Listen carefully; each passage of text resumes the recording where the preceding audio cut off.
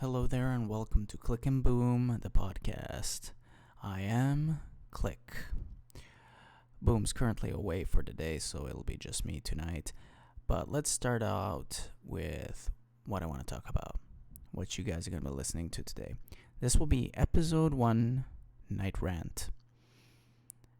I have had quite an issue with what we are getting in the video gaming sphere as of late. Our games are becoming dumbed down to the point where just press forward and it goes.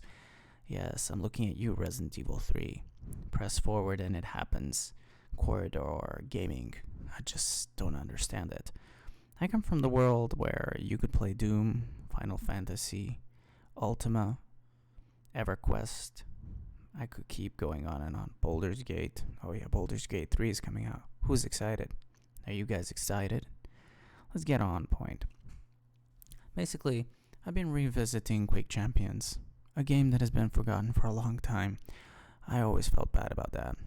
I feel worse about Unreal Tournament, an unfinished project. I really do feel bad about that. Quake Champions really had a lot of promise. Unfortunately, had to pander to the idea of Overwatch. Really, falling into the shadows of Overwatch Quake, that doesn't become you. Quake was something that you could open up in the Christmas time of 1996. Oh, I remember 1996 and 1997. Oh, I remember my parents asking me, "What do you want?" And I looked at them and I said, "I want to rock." And they were like, "What? I want to rock?" They're like, "Isn't that a song?" And I was like, "It's a song by Twisted Sister." I'm like, "Oh, that's interesting. What? No, what do you want? What do you want as a gift?" And I said, and then I took out the magazine that they bought me a month before that, and it had a demo of Quake on it, and I said, "I want Quake." So they're like, "Okay, and what else do you want?" I said, "That's all I want." My sister got a camera that year, and Polaroids, and some other things, I don't remember. I had Quake. You know, when you're gifting, I played that game to death. I had level editors. I played online when we had a good connection. Oh, by the way, back in the day, it wasn't a good connection every day. And my parents, they worked over the internet. They are very modern people, even for today, let alone back then. So basically, I had a good computer to play Quake. I had all my Dooms together. And that feeling when Trent Reznor's 9 Inch Nails music came on, and you're listening to that bellowing and echoing of doom and damnation as the nail gun chuds on as if nails are hitting concrete slabs in those levels that just scream otherworldly. It's just so Lovecraftian. It took me from one episode to the other. There was a picture of a dragon on literally one of the pictures at the back of the box. There was a picture of a dragon even in the magazine, and there was no dragon in the game. That was a huge disappointment for. I thought, that's a boss. That's gonna be a boss. No dragon. That was kind of a bummer. And the first boss, like in the demo, push over, click a button, and he dies. So there was a lot of disappointment with Quake. I mean, it lived up to the legend that was id, but it felt unfinished. And with the stories that came out of the studio later on in that year, with John Romero leaving, creating Daikatana, I never played Daikatana. Not back in the day. Now, I mean, yeah, back in the day, I breathed Daikatana. I didn't play it. I slept it. The game was in every single article. I had to play it. And after Quake, and after Doom and Quake, John Romero, come on. He was going to make us his bitches. So why not? I waited for that game to come out. But in the meantime, Quake 2 came out. Go figure, Quake 2? What is this? It had a cinematic opening. The music from Sonic Mayhem. Oh my god. Oh my god, Quad Machine. Oh my god. The soundtrack. I used to put that in my CD player to listen to it. Yeah, you could take a Quake game and put it in your CD player, and you could listen to the music while on the way to school. The game blew me away. It was 10 times better than the original Quake. Yes, some of the themes weren't as good. Some of the colors were a little more brown, a little more reddish. But the guns, the multiplayer, oh my god, I had to play that multiplayer every day. If I couldn't play it over the internet because of the connection, I would get my friends together and we would go to an internet cafe. There were these places where you could literally have a coffee, not any kind of coffee, but better than Starbucks coffee, and you could have a double-decker sandwich and play games over there. You still do have these places, by the way. If you're stuck at home and you don't know, they do exist. Anyway, beside the point, me ranting about coffee and oh my god, I could do with a sandwich. Anyway, so beside the point, Quake 2 came out. That soundtrack, the feeling, Bitterman. You felt like Bitterman. Quake 2 went by that year, and that was the game that I played. But that year was when the katana was available to me. That's where we're going to stop that story. I liked the game back then. I was stupid. It was difficult, and I thought it was purposefully difficult because, John Romero's making us his bitches.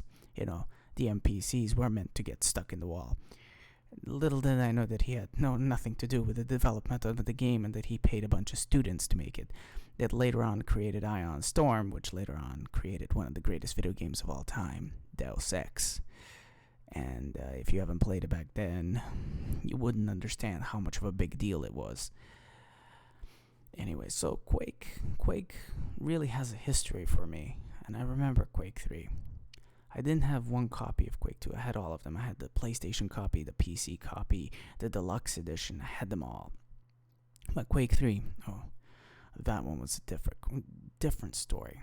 When Quake 3 came out, you have to understand I had Unreal, and Unreal Tournament, and I had Quake 3. Unreal Tournament was the game to go for me for the multiplayer. Quake 3 was the game that I aspired to be as good as Fatality and some of the other guys. I aspired to be as good as some of the greatest gamers on the planet. But unfortunately, Quake 3, I couldn't play online. My internet was not good enough, and my friends that did play Quake 3, when we would get to a LAN party, we rarely did it because we usually played Unreal Tournament. Quake 3 was a great idea, but it didn't have a single player campaign, and it wasn't as fleshed out as Unreal Tournament. Today, Quake 3 lives on in great memory, but Unreal Tournament died off in that memory. Quake 3 is a great game, and I played it for many, many hours. When Quake Live came out, I continued playing it. And now, with Quake Champions, really not giving the honor that the series requires. It just not there. You see how I skipped Quake 4?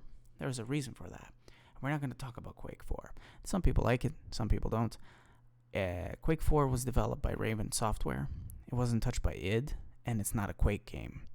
It was an Activision cash grab. So we're not going to talk about a game that I don't believe was a Quake game. I don't believe that it belongs in the Quake series.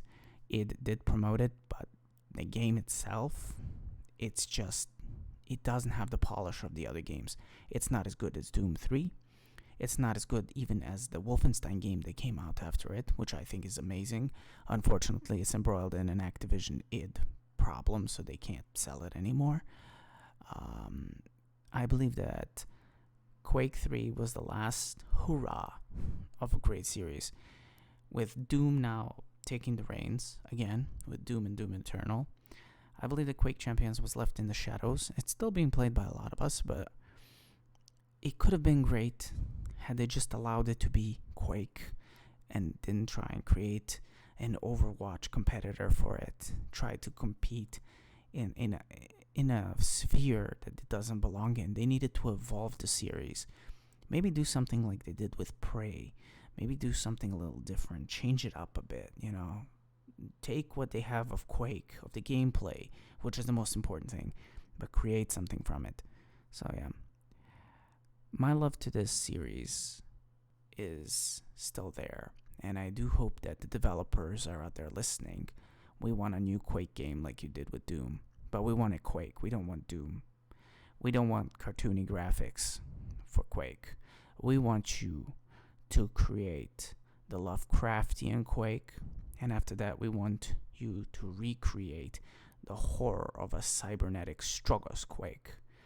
And I want you to mesh it. Basically, mesh it with the best music that you can, like in the old days. With everything that happened with Myth Gordon, I'm not going to claim I know what's going on there. I do work in the industry. I do understand there's a lot of disputes and deadlines, and everything that happened in the last couple of months must have made it very difficult to put an album out. But if you guys can deliver Quake with Trent Reznor again, oh my god, that would be brilliant. Just the horrifying sounds, and then the weapons and the multiplayer. You will get back the fans. They will come back.